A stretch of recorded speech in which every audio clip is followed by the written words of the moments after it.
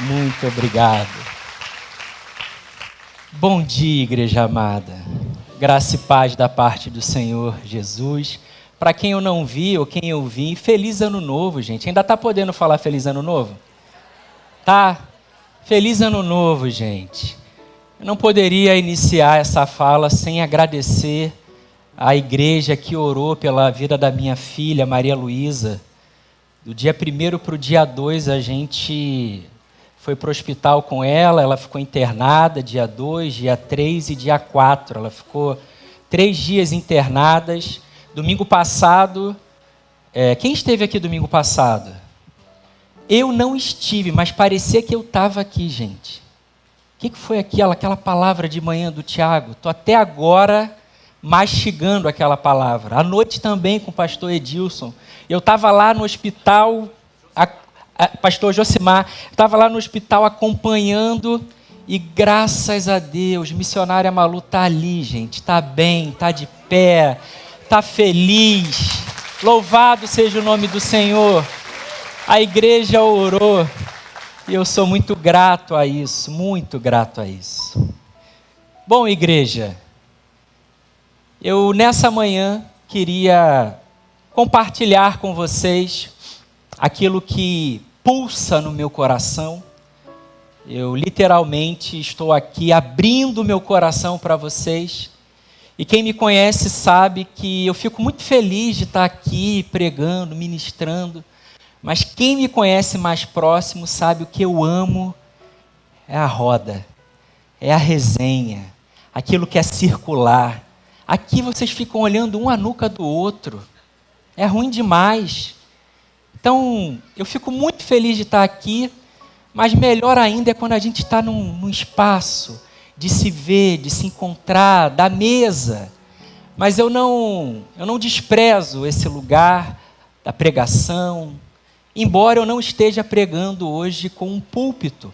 E eu vou explicar para vocês por que eu não estou pregando num púlpito. Eu subi aqui pela primeira vez para pregar no dia 31 de julho de 2017. Eu não esqueço. Embora eu estivesse ali e caminhei até aqui, por dentro eu estava assim. E o coração pegando fogo. Já se vão 9 anos que de vez em quando eu subo aqui para ministrar a palavra de Deus. Mas nessa manhã é diferente. E por que é diferente? Porque essa palavra que eu compartilho com os irmãos, ela nasce de uma frase que me visitou alguns anos atrás. E essa frase voltou ao meu coração e está aqui fervilhando, e eu não estou conseguindo dar conta dela, e por isso eu transformei essa frase nesse sermão. A frase é: qual foi a última vez que você fez algo pela primeira vez? Eu vou repetir. Qual foi a última vez que você fez algo pela primeira vez? Ou seja, qual foi a última vez que você fez algo novo? Pela primeira vez. Essa frase visitou o meu coração novamente. E ao lê-la lá atrás, eu comecei a fazer coisas novas pela primeira vez. Eu fui surfar pela primeira vez. A minha esposa tinha uma prancha de surf, quando a gente se conheceu, e eu queria aprender a surfar, eu queria surfar pela primeira vez. Tudo bem que eu tomo vaca direto, caixote direto, mas eu estou lá me sentindo. Fiz algo pela primeira vez. Há 2 anos atrás eu comecei a fazer tapetes, a coisas manuais pela primeira vez. E desde então, a cada ano eu tento fazer algo novo pela primeira vez. Esse ano, eu e meu filho vamos tentar tocar cavaquinho pela primeira vez. Estamos tentando, aí está uma luta, mas a gente quer aprender a tocar cavaquinho pela primeira vez. Hoje eu estou fazendo algo pela primeira vez. Apesar de há 9 anos subir aqui, eu estou pregando sem o púlpito pela primeira vez. Eu estou desfrutando do novo. E desfrutar do novo não é fácil. A coisa nova em si traz para a gente desafios. Será que vai dar certo? Será que vai acontecer? É uma novidade. É aquilo que a gente ainda não sabe, é o inesperado. Nós estamos diante de um ano novo. Um ano que está começando. Hoje é o 11º dia do ano. Temos um ano pela frente. Temos novidade pela frente. E eu não fui visitado nesse período de ano velho para o ano novo, de planos. Eu não fiz planos para 2026, embora eu seja uma pessoa extremamente organizada, que gosta de planejar, tem o toque, né, Elielson? Elielson sabe disso, né, Vivi? Quem me conhece sabe, né, Rê? Aquele velho chato. Lá em casa, eu não deixo a toalha molhada no banheiro. A toalha fica certinha. Você puxa a minha gaveta, tá tudo separadinho por cor. Você não é assim não, só eu, né? Então eu não fiz planos para esse ano. Tenho alguns desejos, alguns lampejos, mas uma coisa é inevitável de dizer para vocês. Eu fui visitado por um desejo do novo. O novo invadiu meu coração. O novo, fazer coisas novas, viver novas experiências, experimentar, errar, aprender, continuar, prosseguir. O novo visitou meu coração nesse início de ano de uma maneira muito potente. E eu estou aqui olhando para 2026, querendo experimentar o novo. E eu digo para vocês, experimentem o novo também. Façam algo novo com a sua esposa. Faz algo novo com o seu marido. Faça algo novo com os seus filhos. Faça algo novo em casa. Essa semana, quando a Malu melhorou, a Anne saiu com as crianças. Passou o dia fora. Uma prima dela dos Estados Unidos veio para cá e ela passou o dia com elas. Gente, eu não estou aguentando mais a sala lá de casa. E a gente, quando não tem dinheiro, a gente faz o quê? Troca de lugar as coisas. Aí eu peguei a estante que está lá há 1000 anos, tirei os livros todos da estante, peguei a estante, arrastei, botei lá na área e fiz de sapateira.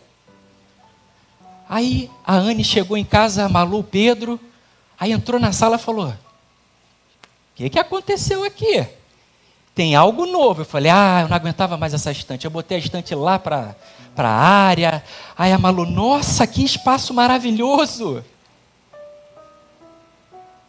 É o novo que está aqui dentro e a gente não consegue dar conta, e ele vai manifestando de maneira exterior. Então eu estou nesse 2026 impregnado pelo novo, ansiando o novo, querendo desfrutar do novo de Deus para a minha vida. Eu comecei querendo coisas novas, mas eu fui me aprofundando e fui entendendo que mais do que querer fazer coisas novas, eu precisava ser novo para um ano novo. Fazer coisas novas é muito bom, é importante, é revigorante, faz a gente sair da zona de conforto. Só que mais do que fazer coisas novas, é a gente ser novo para um ano novo. E diante dessa palavra que visitou o meu coração, eu compartilho com vocês um texto, lá em Lucas, no capítulo 5, continuação, assim como o Tiago pregou na semana passada, em Lucas capítulo 5, eu quero também ler um pequeno trecho dessa passagem, e eu leio nessa Bíblia que o meu pastor Amorim me deu alguns anos atrás. Lembra? E eu quero ler com vocês Lucas capítulo 5, lá no verso 27. A minha tradução é a Nova Almeida atualizada, pode ser que esteja um pouco diferente da que vai ser projetada aqui. Mas diz assim: depois disso, Jesus saiu e viu um publicano chamado Levi, sentado na coletoria. E ele lhe disse: siga-me. Ele se levantou e, deixando tudo, o seguiu. Então Levi lhe ofereceu um grande banquete em sua casa. E era grande o número de publicanos e outras pessoas que estavam com eles à mesa. Os fariseus e seus escribas murmuravam contra os discípulos de Jesus, perguntando: por que vocês comem e bebem com os publicanos e pecadores? Jesus tomou a palavra e disse: os sãos não precisam de médico, e sim os doentes. Eu não vim chamar justos, e sim pecadores ao arrependimento. Então eles disseram a Jesus: os discípulos de João frequentemente jejuam e fazem orações, e os discípulos dos fariseus fazem o mesmo, mas os seus discípulos comem e bebem. Jesus, porém, lhes disse: será que vocês podem fazer com que os convidados para o casamento jejuem enquanto o noivo está com eles? No entanto, virão dias em que o noivo lhes será tirado, e então naqueles dias eles vão jejuar. Também lhe contou uma parábola. Ninguém tira um pedaço de uma roupa nova para colocar sobre a roupa velha, pois se o fizer, rasgará a roupa nova. E além disso, o remendo da roupa nova não combinará com a roupa velha. E ninguém põe vinho novo em odres velhos. Porque, se fizer isso, o vinho novo romperá os odres. O vinho se derramará e os odres se estragarão. Pelo contrário, vinho novo deve ser posto em odres novos.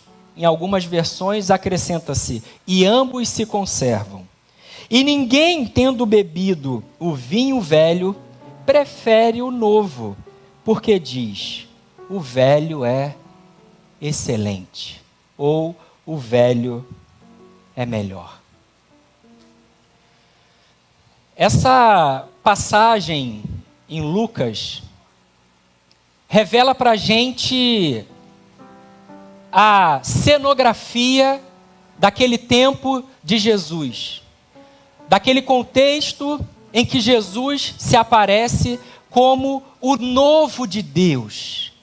Ali Jesus está sendo interpelado pelos publicanos, pelos fariseus, e Jesus está dizendo para aquelas pessoas, de maneira bem escancarada: eu sou o vinho novo, eu sou o novo de Deus, eu sou a nova aliança. Para vocês comportarem aquilo que eu trago, vocês precisam de odres novos. Esses odres velhos não dão conta do vinho novo. Naquele contexto, o odre, ele é feito com a pele de cabra, ali dos animais. Você tem todo um trabalho de pegar, de costurar. E ali era um recipiente onde você colocava água, vinho, leite.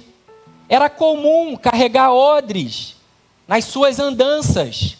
E ali, naquele contexto, conforme o vinho ia preenchendo o odre, esse odre ele ia se expandindo, porque ele era novo.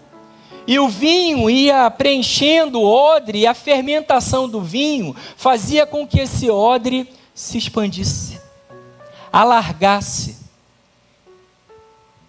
E eu fiquei pensando na minha trajetória, desde o dia em que eu aceitei Jesus. Olha a nossa pretensão, né? Eu aceitei Jesus. É Ele que aceita a gente, apesar de nós.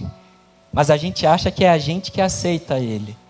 E eu fiquei pensando nessa trajetória, de como que eu encontrei Jesus na minha vida. Eu era um jovem sem cabelos grisalhos e com cabelo, Romão, aos 23 anos. E hoje se passaram 20 anos, eu tenho 43. E eu lembro que eu fui lá na frente, o pastor fez o apelo, e eu fui chorando, sem entender nada, eu só queria Jesus. E aí eu recebi uma Bíblia, assim como essa, o Novo Testamento. E oraram por mim, eu voltei para casa. E agora, o que eu faço? Agora eu ganhei uma nova vida, porque eu nasci de novo para o reino. E assim eu comecei a caminhar na igreja, uma igreja batista também. E eu lembro que eu comecei a ler a palavra de Deus. E eu não sei se aconteceu isso com vocês, mas gente, eu lia os evangelhos, eu chorava. Eu me deparando com as histórias, eu ficava profundamente impactado. Jesus ali se revelando, Jesus ali estava para mim como um herói, aquele que quebra os paradigmas, aquele que deixa a gente em embaraço, aquele que aponta o erro e a gente fica sem saída, aquele em que nós dizemos todos, olha, é para cá o caminho, e aí ele fala assim, não, é para cá. E eu fui me apaixonando por Jesus, eu fui me apaixonando por esse Deus, esse mistério encarnado, essa revelação, esse vinho novo que foi derramado num odre novo ali. O odre estava ali, novinho, pronto para ser esgarçado, pronto para ser preenchido pelo vinho novo de Deus. Mas já se passaram 20 anos. E eu estou discernindo que o meu odre está velho. Nessa virada de ano, eu discerni que o meu odre não serve mais para nada. Envelheceu. E talvez seja isso, essa minha ânsia, esse desespero por vivenciar o novo, essa superfície de querer fazer coisas novas, talvez seja algo lá na raiz, de na verdade querer um vinho novo. E eu queria falar para vocês, meus irmãos, o ano é novo, mas vocês têm que ter odres novos. Deus tem vinho novo para derramar sobre Betânia. Quem aqui quer o novo de Deus? Geral. Quem aqui quer abandonar o odre novo? Ué? Entenderam? Não casa, Marcelo. Vinho novo, todo mundo quer. Vinho novo, eu estou aqui. Tá bom. Só que agora você vai ter que abandonar esse odre velho que é você. Agora você vai ter que abandonar a compreensão que caducou em você. A percepção que engessou em você. Porque você já sabe tudo. Você vem domingo. Você canta. Você chora. Você oferta. Você ora. Você participa da campanha de Natal. Você é voluntário no ICV. Você faz um monte de coisa em Betânia. Mas pode ser que o vinho novo não esteja dentro de você. Infelizmente, faço essa constatação com dor no coração. Por que eu falo isso? Porque eu amo a Jesus. Por eu amar a Jesus, eu amo aquilo que Jesus ama. E Jesus ama a sua igreja. Então, eu amo Jesus. E eu amo a igreja de Jesus. Eu amo gente. Eu costumo dizer que o campo missionário mais desafiador no Brasil, sabe qual é? A igreja evangélica. Quando eu era novo, sabe qual era o campo desafiador? A janela 1040. Lembra? Vamos orar pela África, pelos países perseguidos. Tem que orar, gente. Continua orando. Ah, vamos para os ribeirinhos. Tem que ir lá nos ribeirinhos. Vamos lá para Manari. Vamos para Manari. A gente foi para Manari, inclusive. Mas o campo missionário mais desafiador hoje no Brasil é a igreja evangélica brasileira. A igreja evangélica brasileira esqueceu Jesus. usa Jesus apenas como um fantoche. A igreja evangélica brasileira tem até uma bancada evangélica para defender os seus interesses. A gente precisa parar e pensar se a gente está se envolvendo mais com Betânia e menos com Jesus. É possível que você esteja extremamente ativo em Betânia. E igreja amada e querida, Betânia é uma bênção. Eu amo Betânia. Eu falo isso para os mais íntimos e agora eu deixo público para vocês. Betânia é a minha última tentativa numa igreja institucionalizada. Cada vez menos eu caibo numa igreja institucionalizada. Muita marra. Muita coisa que não tem nada a ver com Jesus. Eu estou carente da simplicidade do Evangelho. Eu estou cansado da religiosidade em nome de Jesus, sem Jesus. E eu amo Jesus. E eu queria, nessa manhã, igreja, te desafiar a encarar esse ano novo, sendo novo para o ano novo. E esse ano novo tem coisas velhas, tem coisas antigas, tem situações que você já sabe, já passou.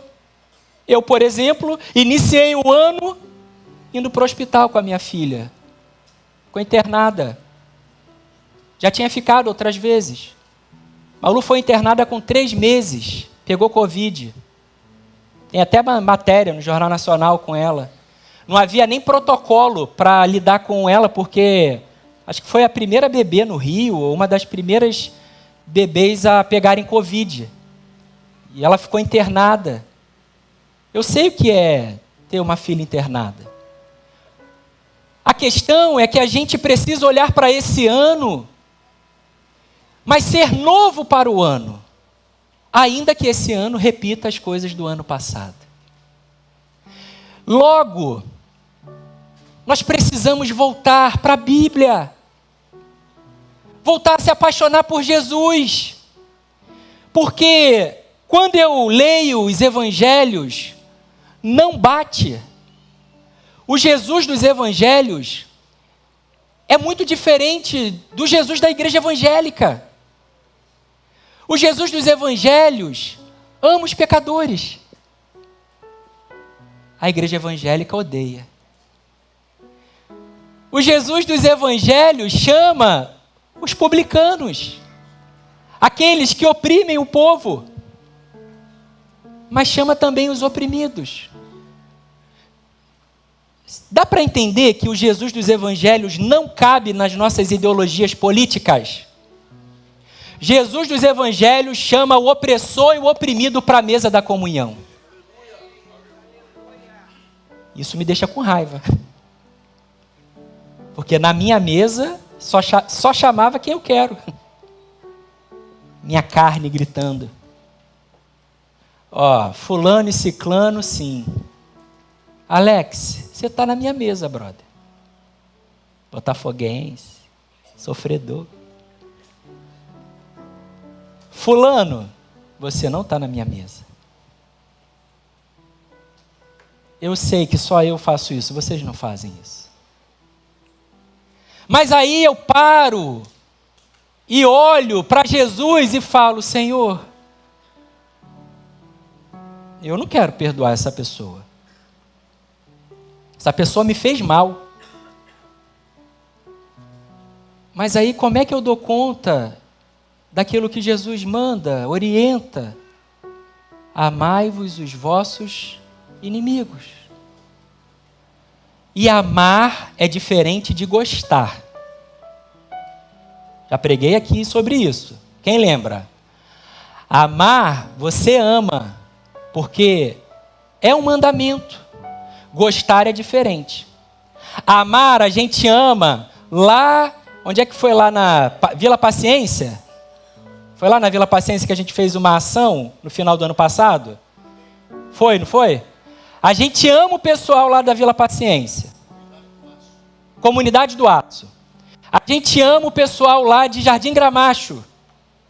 Quem foi lá em Vila Paciência? Levanta a mão aí. Sentinélia. Você foi lá amar aquelas pessoas, não foi? Se envolver com aquelas pessoas. Você chamaria alguma dessas pessoas para o teu aniversário? Chamou? Não, né?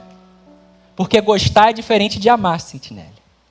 Gostar a gente quer perto. Amar é indistintamente.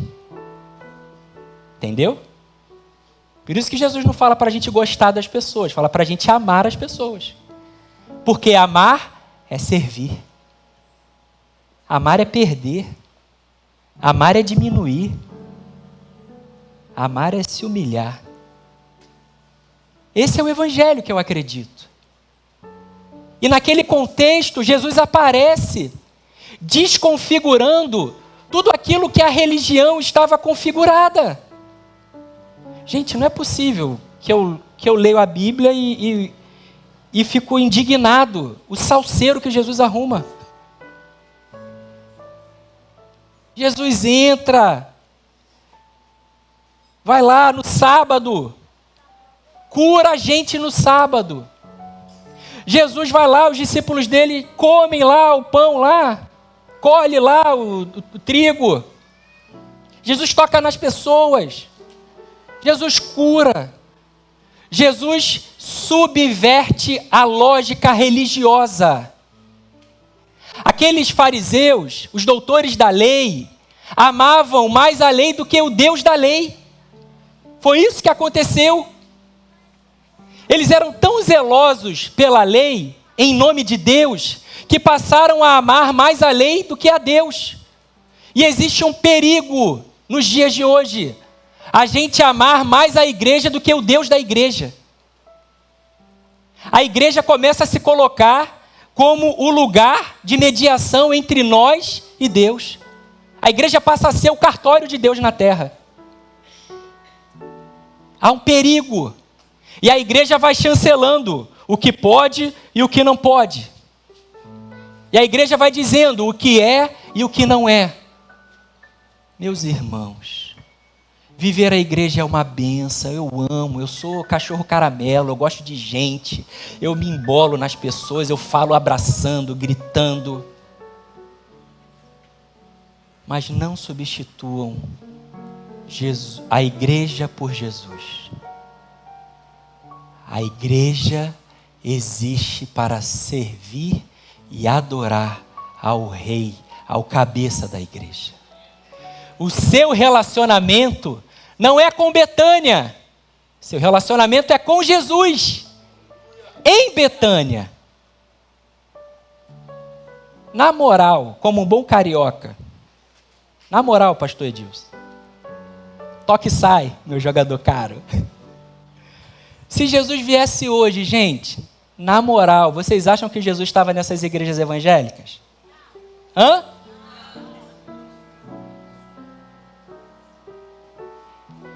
Eu também acho que não estaria. Eu só acho que ele estaria em Betânia, porque Jesus se sente bem em Betânia.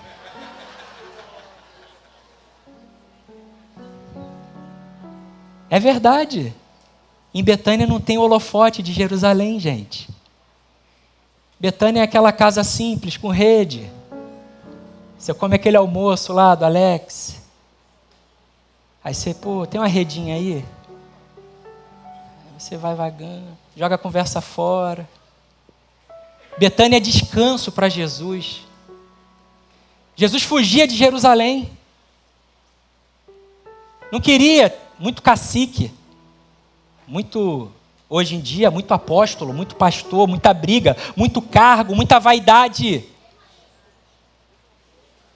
E em Betânia, Jesus tinha simplicidade, amigos, gente que parava para ouvir ele, gente que servia a ele, gente que estava interessada somente em Jesus. O vinho novo que eu desejo e que talvez você também deseja se chama Jesus. Ele e nada mais. Tem um louvor muito bonito que a gente canta aqui. O que Cristo oferece, Ele é. Ele basta. Não precisa de mais nada. Só Jesus já é suficiente. Já dá conta, já preenche, já expande, já muda os nossos olhares, as nossas percepções. Tudo que a gente coloca é a mais, é penduricalho. Portanto, igreja amada, nesse início de ano novo, encaremos o ano com novidade de vida no coração e na mente. Esse é um ano muito difícil. É um ano de eleições. E, para mim, nunca foi tão fácil identificar um discípulo de Jesus. Muito fácil identificar um discípulo de Jesus. O discípulo de Jesus, ele é denunciado pelos escribas e os fariseus. Aqui, como em Lucas capítulo 5, os fariseus estão sempre perguntando: mas por que que eles comem e bebem? Por que que eles fazem isso? Por que que eles fazem... Os doutores da lei, os pastores de hoje em dia, na média, estão sempre perseguindo os discípulos de Jesus. Mas por que vocês estão fazendo isso? Mas por que vocês estão fazendo aquilo? Porque, olha só, a religião evangélica diz que não pode. Naquele contexto era a lei que dizia que não podia. Mas hoje é essa religião mofada, arcaica, velha, que usa Jesus como marionete, só como uma desculpa. A religião diz que não pode. Por que vocês estão fazendo isso? E a resposta é simples. É porque a gente anda tão perto de Jesus, que a gente vai andando perto de Jesus e a gente vai sendo transformado por Jesus e a gente vai parecendo cada vez mais com Jesus e a gente vai fazendo o que Ele faz. É um processo, é um discipulado, é uma caminhada. A religião dá para a gente certo e errado, pode e não pode. Assim era a lei: não toque, não faça, não vá, não coma. Não era assim? Várias leis. E aí vem o Deus encarnado, o Emanuel, visita a gente. Pega uma bacia e uma toalha, coloca a água e lava os nossos pés. É desconcertante demais isso. É absurdamente absurdo isso. Um Deus que me ama e que te ama. Que amor é esse? Que Deus é esse? Que evangelho subversivo é esse? Que altera as estruturas. Vocês querem dominar, assim como aqueles que te dominam? Não será assim entre vós. Na igreja de Jesus é diferente. Mas Júnior... Não, deixa eu ficar quieto, não vou falar isso não. Mas Júnior, lá no mundo tem isso. Mas na igreja aqui do lado tem isso, eles estão fazendo isso lá e está bombando. Não será assim entre vós. Aquele que quer ser o cabeça, aquele que quer ser o primeiro, seja o servo de todos. A igreja evangélica quer poder, quer cota parlamentar, quer status, quer governar. A igreja evangélica não entendeu que quem governa é Jesus.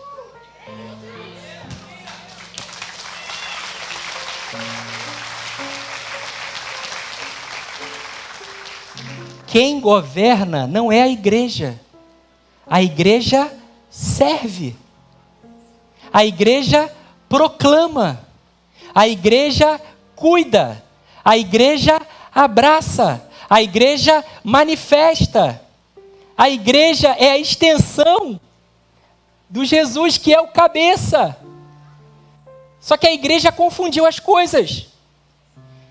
Ela foi se enchendo dela mesma. E ela foi se enchendo a ponto dela perceber que, na verdade, ela não precisa mais de Jesus. Para que a gente precisa de Jesus? Tudo funciona. É só o nome que a gente precisa. A gente precisa voltar a ler os evangelhos. Igreja amada, volte a ler os evangelhos. Volta a se apaixonar por Jesus. Volta a se constranger por um pecado cometido. Eu parei e falei: Senhor, tem tempo que eu peco e eu não me constranjo com o meu pecado. Tem alguma coisa errada. Porque Tu és santo. Santo, santo, santo é o Senhor. Quando a gente enxerga Jesus, automaticamente a gente se enxerga. Não tem como. Se você olha para Jesus, esse Jesus amoroso, santo, inigualável, automaticamente há uma reação. A reação é: Senhor, tem misericórdia de mim. A reação é a reação de Pedro. Eu sou pecador, Senhor. Se afasta de mim, Tu és santo. A reação da igreja deveria ser a reação daquela que serve, que é humilde. A igreja de Atos, que a gente tem estudado às quartas-feiras, caindo na graça do povo. Mas parece que a igreja evangélica hoje caiu na desgraça do povo. A igreja evangélica hoje é perseguida por não amar. O mundo persegue a igreja evangélica porque a igreja evangélica é uma farsa. Porque o mundo está sedento de amor. Sabe aquele cachorro raivoso na rua? De vez em quando eu vejo esses vídeos.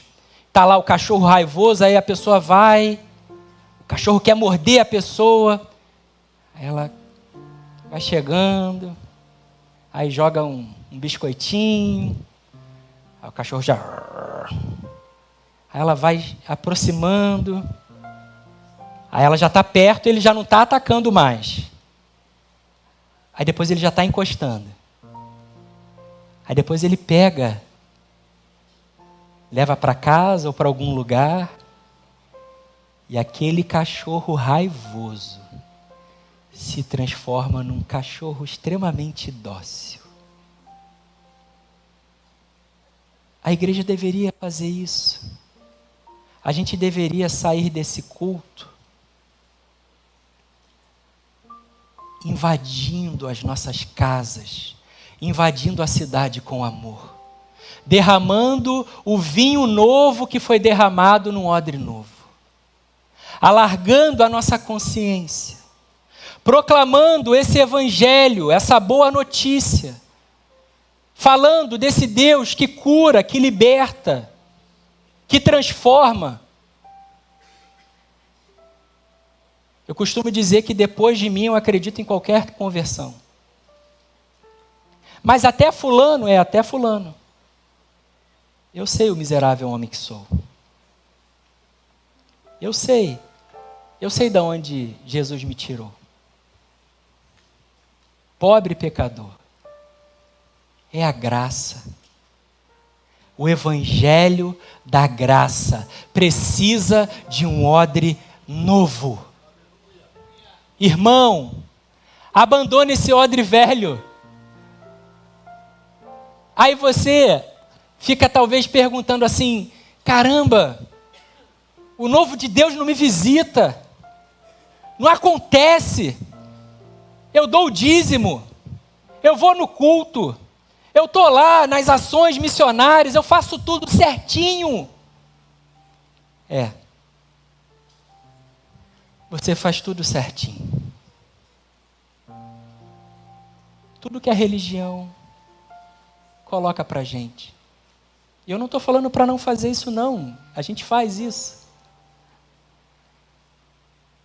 A questão é que o nosso chamado não é para se envolver numa igreja evangélica.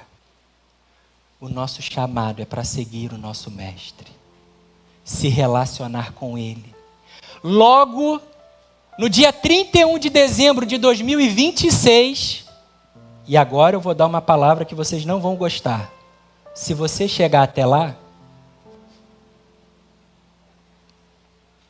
você já parou para pensar que pode ser que esse seja o seu último ano aqui? Na virada, eu pensei nisso. Falei, caramba, pode ser o meu último ano aqui. Senhor, prolonga. Tem tanto novo que eu quero viver. Mas, pode ser. Pode ser que seja o seu último ano aqui. A morte, quando a gente se encontra com ela, a morte tem um poder só. Sabe qual é o poder da morte? Nos devolver para a vida. Toda vez que a morte passa por mim, eu volto para a vida. Toda vez que eu participo de um sepultamento, eu chego em casa abraçando a Anne, abraçando o Pedro, a Malu, querendo viver, querendo experimentar a vida. Portanto, viva 2026 numa intensidade, num amor por Jesus que exale de você. Eu não tenho dúvidas de que Deus vai derramar vinho novo, porque Ele promete que sempre tem vinho novo. Vinho novo não é problema, gente. O problema de vinho novo já está resolvido. O problema é a gente carregar um odre velho e querer remendar ele. E dizer, Senhor, eu fiz um remendo aqui, eu passei até um sebo de carneiro, para poder dar uma... Pode derramar vinho novo.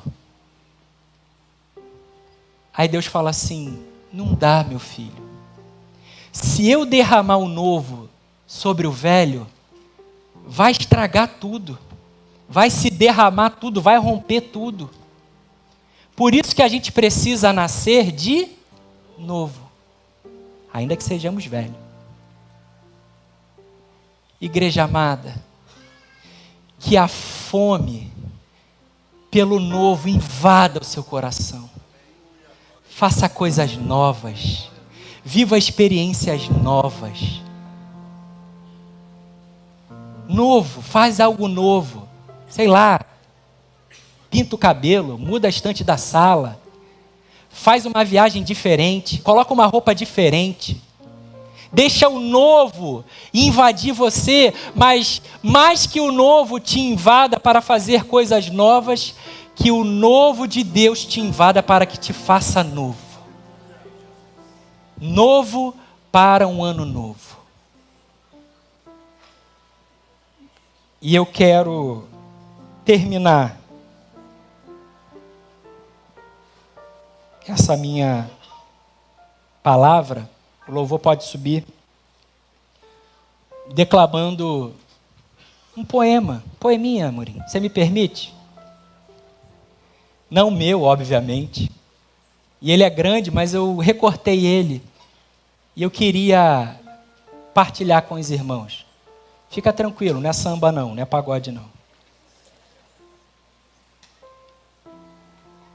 O nome é Tempo de Travessia, de Fernando Teixeira de Andrade. Diz assim: eu não sei se estou perto ou longe demais.